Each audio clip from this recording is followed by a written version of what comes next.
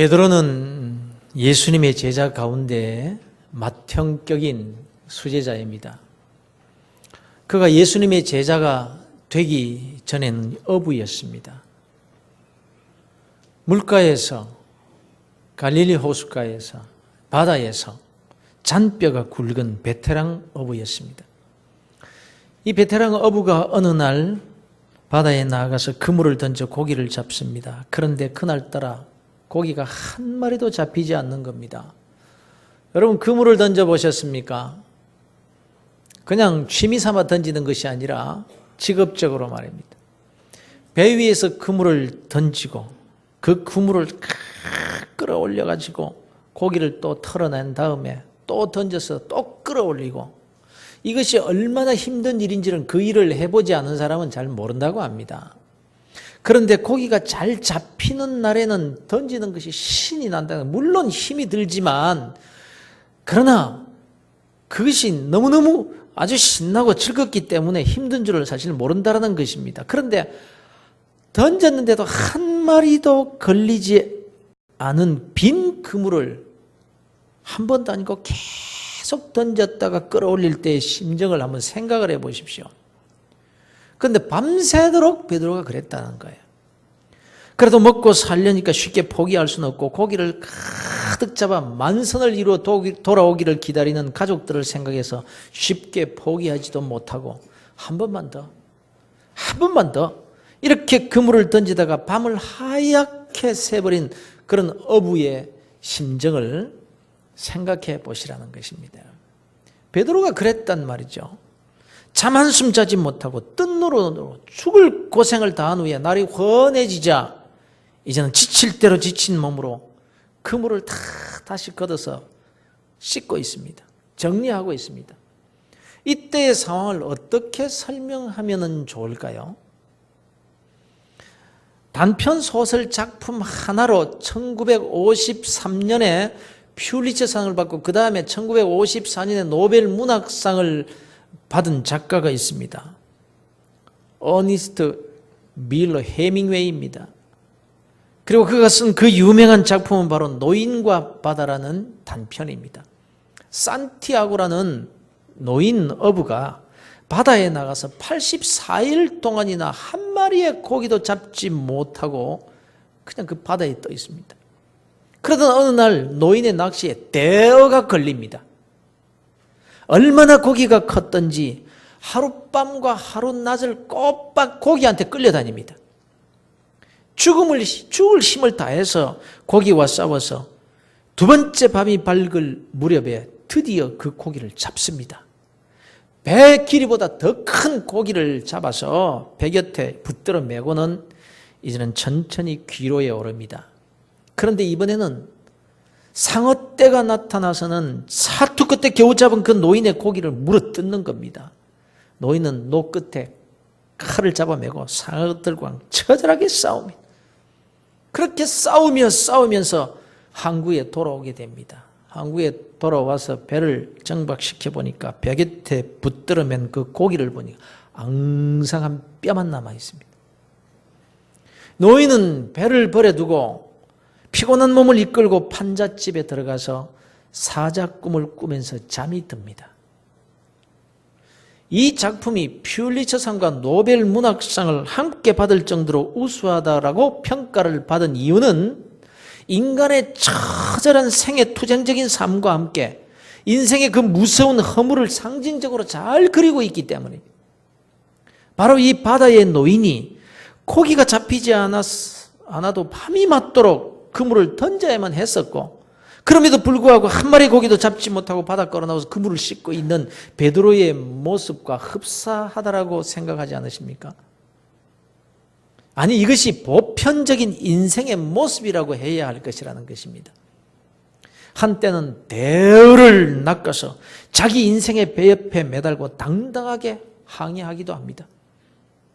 그러나 왜 내가 그렇게도 수고해서 잡은 고기의 살을 뜯어가는 상어떼가 여기저기서 자꾸 출몰하는지, 그러다가 결국 뼈만 앙상하게 남은 물고기에 불과한 그것을 얻기 위해서 그렇게도 처절하게 살아왔구나. 인생이 이와 같다는 거죠. 내 인생의 모습은 어떻습니까? 오늘날 대부분의 인생들이 바다의 노인처럼 베드로처럼 애쓰고 열심히 일합니다. 이곳이면 되겠다 싶어서 그물을 던져보고 저곳이면 됐다 싶어서 밤을 새워 그물을 던지고 끌어올리고는 그렇게 지칠 대로 지쳐 있습니다. 이번에는 되겠지, 이번에는 되겠지 하면서 말입니다. 그러나 대어를 잡고 끌어올려 내 인생의 배 옆에 당당하게 붙들어 매고 항해를 하는가 싶었는데 인생의 항구로 돌아보니까 뼈만 앙상하게 남은 고기밖에 없어요. 고기가 아니라 뼈만 있습니다. 그리고 베드로처럼 빈 그물을 씻어야만 하는 그런 현실 앞에서 좌절하며 살고 있는 모습이 보편적인 인생의 모습이 아니냐 하는 그런 말입니다. 그런데 이런 그물을 씻고 있는 베드로에게 예수님이 찾아오신 거예요. 절망의 때에, 낙심의 때에 주님이 찾아오셨습니다. 그런데 놀라운 일이 벌어지죠. 베드로가 고기를 얼마나 많이 잡았는지 자기 배에 다 싣지 못하고 다른 배를 불러서 두 배에 가득 실었는데도 배가 잠길 정도로 가득 잡았다. 그러나 여러분, 이 본문의 말씀은 단순히 고기를 많이 잡을 수 있는 비결을 가르쳐 주시는 말씀이 아닙니다. 세상에서 돈 잘 벌고 출세할 수 있는 방법에 대한 말씀도 아닙니다. 단순히 어려움을 어떻게 벗어나고 어떻게 위기를 극복할 수 있느냐에 대한 교훈도 아닙니다. 그 이상입니다. 핵심적인 교훈이 뭐냐? 예수 그리스도 그분이 누구신가? 여기에 있습니다. 또 예수 그리스도 그분은 나와 어떤 관계에 있는 분인가? 여기에 대한 교훈이고, 믿음이란 무엇인가에 대한 말씀이요, 인생을 어떻게 살아야 하는가에 대한 근본적인 답을 주는 교훈의 말씀이 이 본문의 말씀이에요. 이 말씀을 통해 우리의 인생을 다시 한번 점검해보고 바르게 세우고 바르게 사는 그리스도인들이 다 되시기를 바랍니다. 예수님이 베드로를 찾아오셨습니다. 그래서 베드로는 인생이 바뀌었습니다. 그런데 예수님이 베드로를 찾아오셨기 때문에 베드로의 인생이 바뀐 것은 아닙니다. 예수님이 베드로를 찾아와 주신 것만으로 두 배의 고기가 가득 잡히게 된 것도 아닙니다. 왜 그런가 하면 예수님이 찾아주신 사람은 베드로만이 아니기 때문입니다. 예수님은 베드로뿐만 아니라 모든 그리스도인들, 바로 저와 여러분들도 동일하게 찾아와 주셨거든요. 베드로가 예수님을 찾은 것이 아니라 주님께서 베드로를 찾아주셨던 것처럼 우리도 내가 예수님을 찾은 것이 아닙니다. 주님이 나를 찾아와 주신 것입니다. 야곱아, 이스라엘아, 너를 지으신 이가 말씀하시느니라. 너는 두려워하지 말라. 내가 너를 구속하였고 내가 너를 지명하여 불렀나니 너는 내 것이라. 너희가 나를 택한 것이 아니요 내가 너희를 택했느니라. 우리가 아직 죄인 되었을 때에, 우리가 예수님도 모르고 아무 까마득하게 모르고 있을 내가 죄인들 되었을 때에 그리스도께서 우리를 위하여 죽으심으로 하나님께서 우리에게 대한 자기의 사랑을 확증하셨느니라. 내가 예수 믿게 된 것은 내가 예수님을 택한 것이 아니라 벌써 내가 주님을 알기도 전에, 이 세상에 태어나기도 전에 주님께서 나를 택해 주셨다는 것입니다. 그런 거로 우리가 지금 여기에 나와 하나님께 예배를 드리고 있다는 것은 예수님께서 이미 나를 찾아주셨기 때문이라는 사실을 기억하시기를 바랍니다. 주님께서 베드로를 찾아가셔서 베드로야 얼마나 힘드냐, 밤새도록 몸부림치며 그물을 던졌지만 한 마리도 잡지 못한 채 그물을 씻고 있는 그 처절한 인생을 긍휼히 여기시고 찾아가 말씀해 주셨던 그 예수님은 베드로뿐만 아니라 모든 그리스도인들, 바로 저와 여러분도 이미 찾아와 주셨다는 것입니다. 그래서 여기 앉아 있지 않습니까? 하나님께서 우리에게 이미 주신 그 은혜는 베드로에게나 저와 여러분에게나 동일하다는 사실을 기억하시라는 말씀입니다. 나의 빈 그물이 무엇인지는 각자에 따라 다 다를 수 있겠지만 베드로에게 찾아와 말씀해 주셨던 그 예수님은 오늘도 변함없이 우리를 찾아오셔서 말씀해 주고 계십니다. 베드로야, 이 집사야, 김 집사야, 힘들지? 너 지금 배를 몰고 저 바다 깊은 곳으로 가서 그물을 던져서 고기를 잡아라. 베드로는 베테랑 어부입니다. 밤에 불 켜놓고 그물을 쳐도 잡히지 않던 그 고기가 이제 날이 훤하게 밝았는데 잡힐 리가 없다는 것은 기본 상식입니다. 너무너무 힘들 때 우리도 가끔 말도 안 되는 말씀을 들을 때가 있습니다. 목사님은 사업을 안 해보셔서 그런 말씀하는 겁니다. 장사 한번 해보세요. 부도 한번 만나보세요. 그래도 그런 말씀 쉽게 할 수 있을 것 같습니까? 어떻게 이렇게 기진맥진해 있는데 다시 바다로 나가서 그물을 던지라고요? 아무리 바다를 몰라도 그렇지. 그런데 주님의 말씀에 베드로가 이렇게 반응합니다. 선생님, 우리들이 밤이 새도록 수고하였을 때 잡은 것이 없지만은 말씀에 의지하여 내가 그물을 내리리이다. 자기의 지식과 생각을 내려놓았다라는 겁니다. 모든 이론과 지식과 경험과 생각을 사로잡아 주님께 복종시킵니다. 내 지식과 경험으로는 이해가 안 됩니다. 밤새도록 그물을 내려도 한 마리도 잡히지 않았는데 이렇게 날이 밝아서 그물을 던진다라는 것은 상식 밖의 일입니다. 그러나 주님이 말씀하시니까 그렇게 하겠습니다. 이러는 베드로의 태도를 기억하셔야 됩니다. 모든 이론을 무너뜨리며 하나님이 하는 것을 대적하여 높아진 것을 다 무너뜨리고 모든 생각을 사로잡아 그리스도에게 복종하게 되니. 주님, 오래전의 일도 아니고 내가 어젯밤 내내, 아니 방금 전까지 또 내가 거기 나가서 실패한 그 일입니다. 지식적으로나 경험적으로나 상식적으로도 맞지 않습니다. 그렇지만 주님께서 말씀하시니까 내 지식, 내 경험, 내 생각을 사로잡아 주님께 복종시키겠습니다. 이 태도 말입니다. 그래서 고기를 잡았습니다. 지식과 상식 밖의 결과였습니다. 인간의 경험과는 전혀 다른 결과였습니다. 그러면 왜 이런 일이 일어날 수 있었을까요? 예수님 그분이 전능자이시기 때문입니다. 그분이 하나님의 아들이요 하나님 자신이시기 때문입니다. 그분은 인간의 지식과 경험 속에 갇혀 계신 분이 아니십니다. 그분은 바다를 만드신 분이시고 물고기를 만드신 분이십니다. 지금도 만물의 생명을 부여하시는 생명의 주인이시기 때문에 그래서 그렇게 된 것입니다.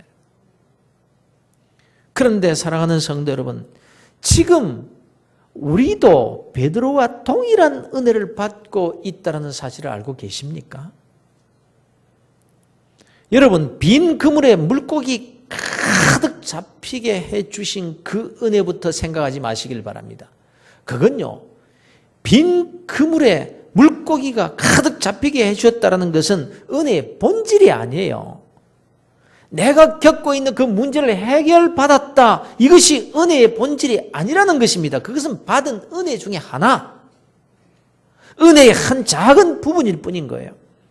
은혜의 본질은 하나님께서 내게 전능자 예수 그리스도 그분을 보내주셨다는 것입니다. 이것이 은혜의 본질입니다. 이것이 은혜 그 자체입니다, 여러분. 그런데 오늘날 그리스도인들 가운데 이 은혜를 받지 못한 사람이 있습니까? 한 사람도 없습니다. 이 자리에 나와 앉아 있다는 것이 그 증거입니다. 지금도 예수님은 전능자로 나와 함께 계시는 줄로 믿으시기를 바랍니다. 베드로와 똑같이 말해요.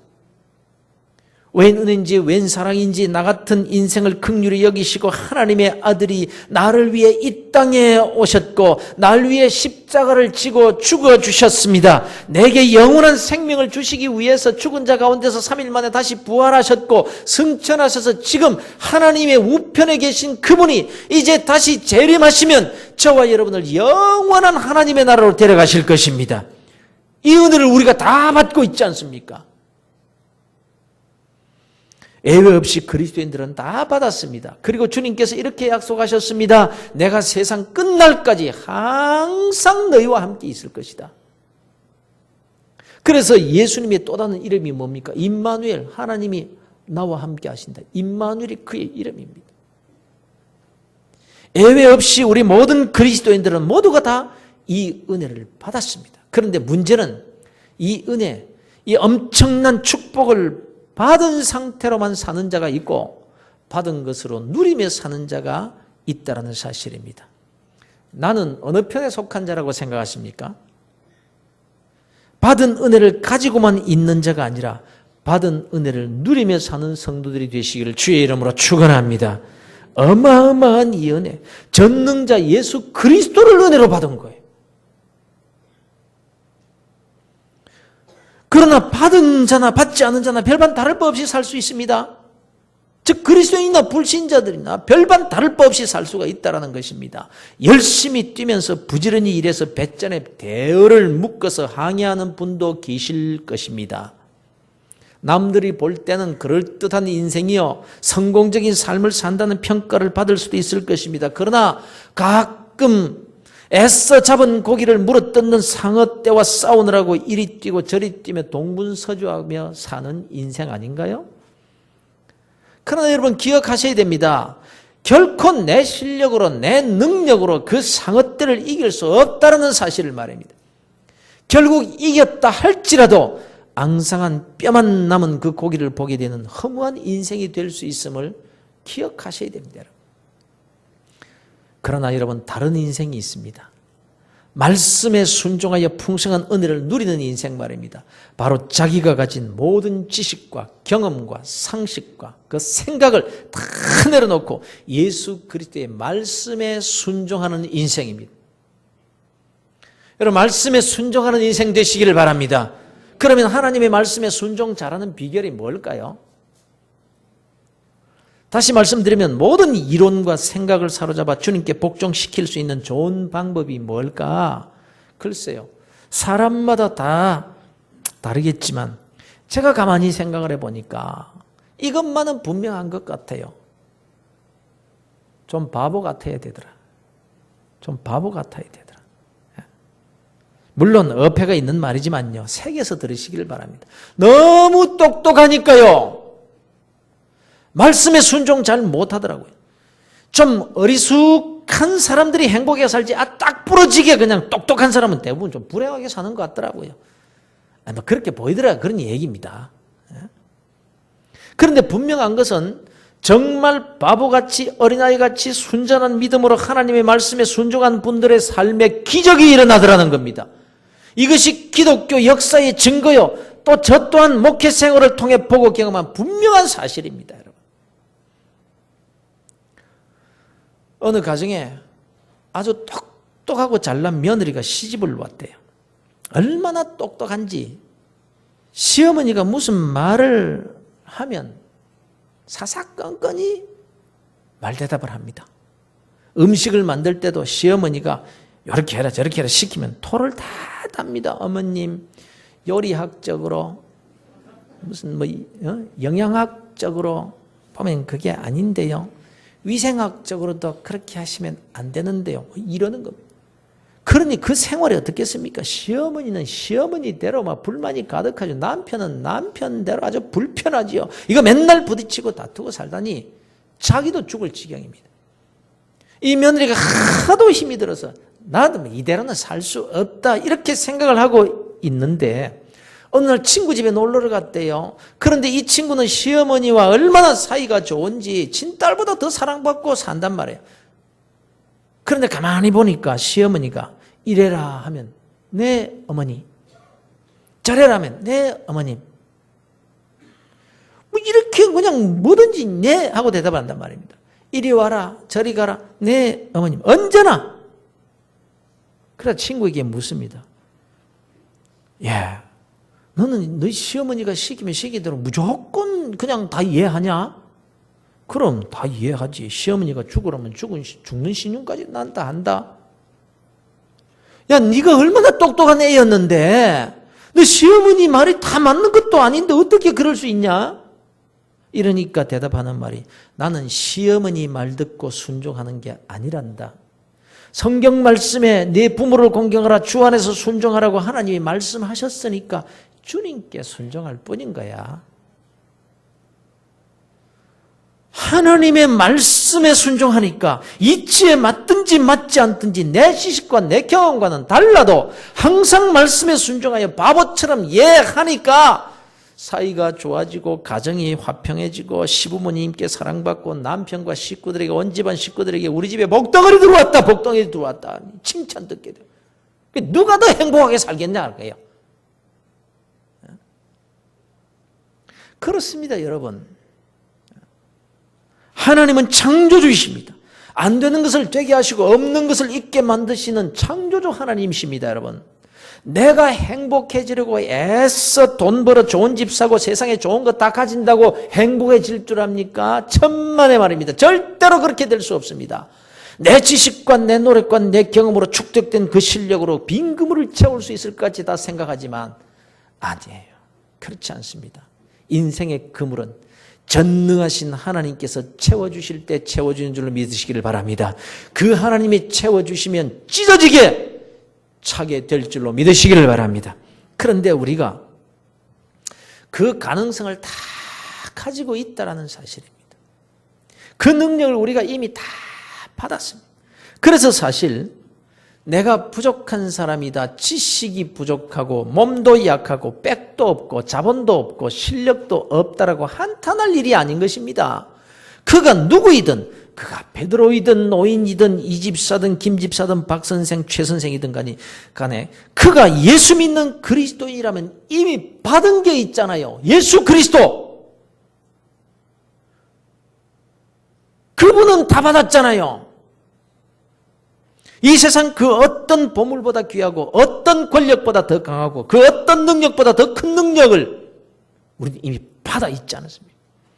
그러나 똑같이 받은 그리스도인들이라고 할지라도 받아서 가지고만 있는 그리스도인이 있고 받은 것을 누리며 사는 그리스도인이 있다는 것을 기억하시라는 말씀입니다. 오늘도 주님께서 말씀하십니다.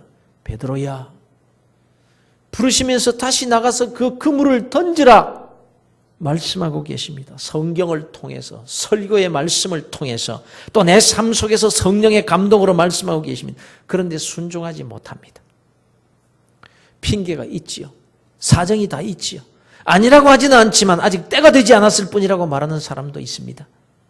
그러면서 참담한 모습으로 계속 그물만 씻으면서 삽니다. 또 잡은 고기 지키느라 상어떼와 싸우느라고 말씀 순종은 우선순위 밖에 밀려 있습니다. 그러나 베드로는 말씀에 의지하여 순종하겠습니다. 어리석어 보일 만큼 모든 것 다 내려놓고 즉시 순종합니다. 그 결과는 인간의 계산과는 상관없는 창조주의 능력으로 나타납니다. 그걸 우리는 기적이라고 합니다. 받은 자와 누리는 자의 차이를 아시겠습니까? 똑같이 예수를 믿고 똑같이 예수 그리스도를 은혜로 받았음에도 불구하고 받아서 가지고만 있는 자와 그 받은 것으로 축복을 누리고 사는 자의 삶의 차이를 여러분이 다 이해하실 수 있기를 바랍니다. 단순히 여러분 빈 그릇 채우자라는 것이 아닙니다. 빈 그물 채우자라는 것이 아닙니다. 베드로를 보십시오. 그물이 찢어질 정도로 응답을 받았습니다. 그러나 베드로가 깨달은 것은 자기 앞에 계신 예수 그분이 누구시며 자기 자신은 어떤 존재인지를 깨닫게 된 거예요. 그래서 배도 그렇게 많이 전 배에 가득 찬 고기도 다 버려두고 예수님을 따라 나섭니다. 지금까지는 배가 중요했어요. 그물에 걸린 고기가 중요했어요. 그런데 그분을 만나고 나니까 그거 버리고 주님을 따라갑니다. 그분 한 분을 소유하면 전부를 가지는 것이기 때문입니다. 빈 그물에 차는 고기가 그렇게도 중요한가요? 그 고기 다 팔고 먹고 나면 또 빈 그물인데요. 그러니 그물 속에 채워지는 고기보다 더 중요한 것은 나의 인생의 그물을 늘 채워주시는 그분, 예수 그리스도, 그분이 더 중요한 것임을 기억하실 수 있기를 바랍니다. 해밍웨이는 자기 자신이 쓴 소설의 노인과 같이 강인한 인생을 살았습니다. 그래서 사자의 꿈을 꾸면서 성공도 했고 돈도 벌었습니다. 세계적인 명사가 되어서 존경을 한 몸에 받았습니다. 그러나 그는 엽총으로 자살하고 맙니다. 비참하게. 소설의 주인공 노인처럼 그가 얻은 재물이나 명예도 앙상한 뼈와 다름없는 허무하고 헛된 것임을 깨닫고 스스로 총으로 자기를 쏴서 자살하고 맙니다. 예수 없는 인생, 예수 없는 몸부림의 결과는 언제나 허무와 좌절뿐인 것입니다. 여러분, 여러분 가진 배와 그 그물, 그건 놓치지 않으려고요, 거기에 목매지 마십시오. 애써 잡은 고기를 지키는 일에 인생을 걸지 마십시오. 예수 그리스도 그분의 말씀에 인생을 거시기를 바랍니다. 배가 없어도 그물이 비어도 잡은 고기를 상어떼가 다 물어간다고 할지라도 그것이 문제가 될 수 없으면 필요할 때마다 내 인생의 그물을 채워주실 수 있는 전능자 그분이 내게 있기 때문입니다. 내가 그분의 소유요, 그분이 나와 함께 계시며 하나님께서 가장 큰 선물로 바로 내게 주셨기 때문입니다. 사랑하는 성도 여러분, 우리는 무엇을 받아야 할 인생이 아니에요. 사실은요, 이미 다 받은 인생입니다. 무엇을요? 예수 그리스도 그분과 그분의 말씀, 그 안에 모든 것이 다 있음을 믿으시기를 바랍니다.